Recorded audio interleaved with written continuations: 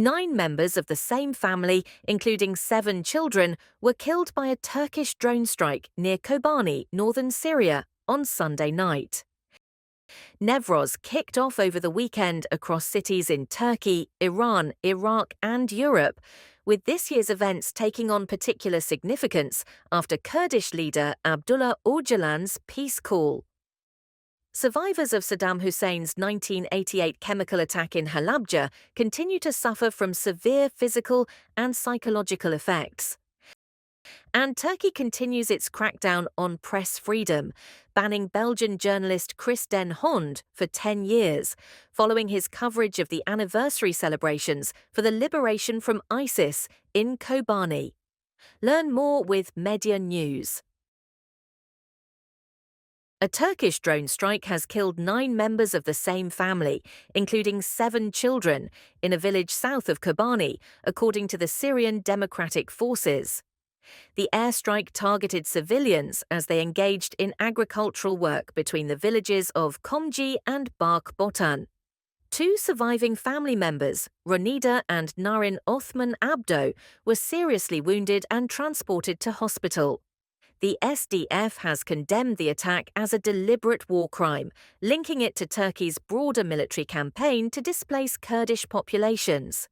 The group also reported intensified bombardments in the region, including strikes on the Tishrin Dam, Kara Kuzak Bridge, and villages near Manbij. Kobani, a symbol of Kurdish resistance since the battle against ISIS in 2014, has been a frequent target of Turkish drone strikes in recent months. This latest attack coincides with renewed peace negotiations between Turkey and imprisoned Kurdish leader Abdullah Öcalan. The pro-Kurdish Dem Party has called for an urgent international investigation, denouncing the strike as an attempt to sabotage peace efforts. Meanwhile, human rights groups have condemned the massacre, warning of escalating violence in the region. Thousands are expected to gather in mourning and protest as calls for an international response continue to grow.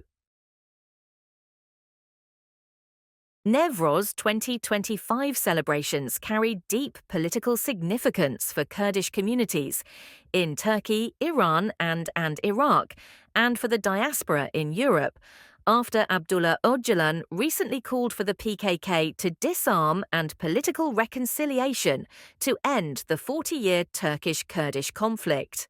Newroz events kicked off over the weekend across Kurdish-majority cities in Turkey, including Diyarbakir, Van, Batman, Hakkari, Lice, and more, with crowds rallying in squares, parading symbolic fires, dancing traditional Kurdish dances, and singing. Marking the Kurdish New Year, the events have become platforms for renewed demands for equality, democracy, and the release of Kurdish leader Öcalan for face-to-face peace negotiations. Pro-Kurdish politicians at the rallies called for real steps towards democratic transformation in the country, urging the Turkish government to take response to Öcalan's call with concrete actions. Over in Rojilat, the Kurdish-majority region of Iran, the Islamic Republic has continued to clamp down on Newroz celebrations. In response to widespread cultural events, security forces have set up checkpoints, blocking access to gathering points, though crowds have remained resolute. Meanwhile, in Europe, the co-chair of the European Kurdish Democratic Society Congress has announced that Newroz celebrations, culminating on March the 21st, will take place in over 100 locations across the continent. 37 years after Saddam Hussein's 1988 chemical attack on Halabja, which killed 5,000 Kurdish civilians and injured thousands more in the Iraqi Kurdish city, survivors continue to suffer from severe physical and psychological effects.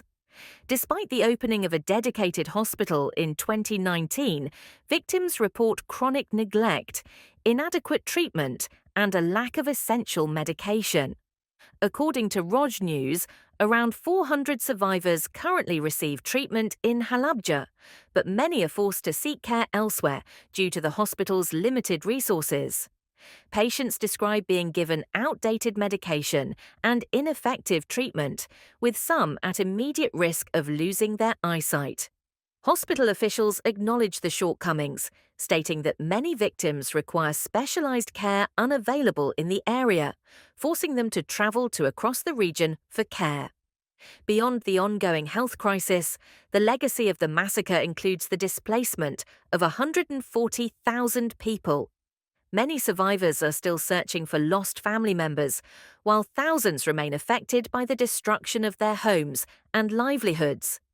Human rights groups continue to call for greater recognition of Halabja's victims and urgent improvements in medical care. Survivors say the trauma of the attack has never faded, as they battle both the physical aftermath and the lasting pain of separation from their families.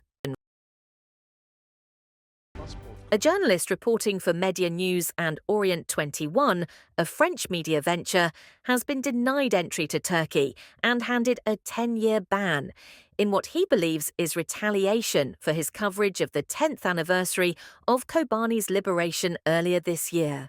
The Belgian journalist, who had travelled to Turkey to report on Newroz celebrations in Istanbul and Diyarbakir, was stopped at Istanbul airport on 16th March and informed that he was blacklisted from entering the country. Media News contacted Den Hond via video call, where he detailed his experience at the airport and shared his concerns over press freedoms and Turkey's political trajectory. Hi, on Sunday, 16th of March, my entry in Turkey has been denied. So I entered the Istanbul airport, and at the passport control, policemen brought me to another room where they told me that I am blacklisted and banned for 10 years to enter Turkish territory.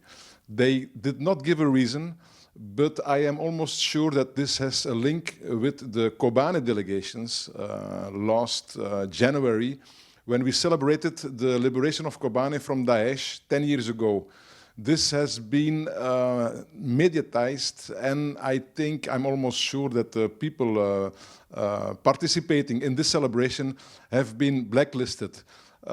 So this is a very worrying situation, because I think Turkey is very scared, even in panic, if the Rojava revolution and the democratic experience in North and East Syria is succeeding.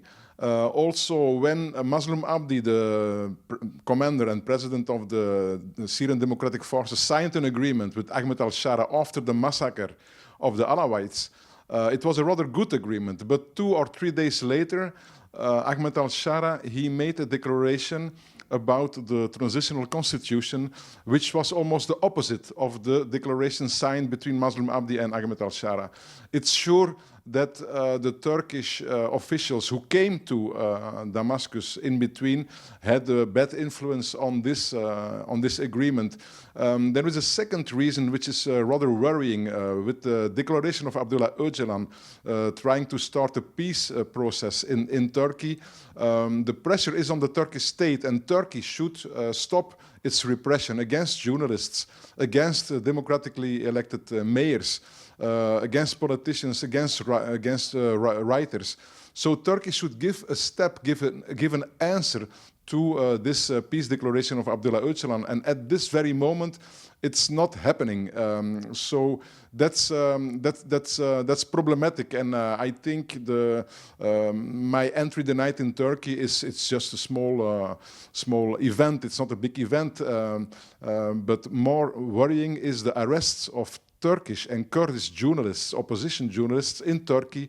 At this moment, they are sentenced and they are oppressed. They are prevented to do their work. Now it's rather worrying, because I'm doing stories in Turkey, in Turkish Kurdistan, since 30 years. So first time I came in '95. So I did many stories about Newroz, about the HADEP, the first HADEP elected mayors in '98, '99. Of the many Newroz celebrations and many stories I did for MedTV. It was not always easy, of course. Many times I was arrested or prevented to function, but I never have been denied entry in Turkey. So I think Turkey is in front of an important choice. If Turkey wants to join the European Union, as 20 years ago, it should respect the criteria of Copenhagen, which means making from Turkey a democratic country, respect the democratic elementary rules, and stop the repression. So I want to give a very strong support to all my colleagues, Kurdish and Turkish colleagues in Turkey and Turkish Kurdistan, who are today functioning and doing courageous work. Thank you. This last incident adds to a growing pattern of international journalists facing entry bans or deportation from Turkey amid continued state pressure on independent media and critics of government policies.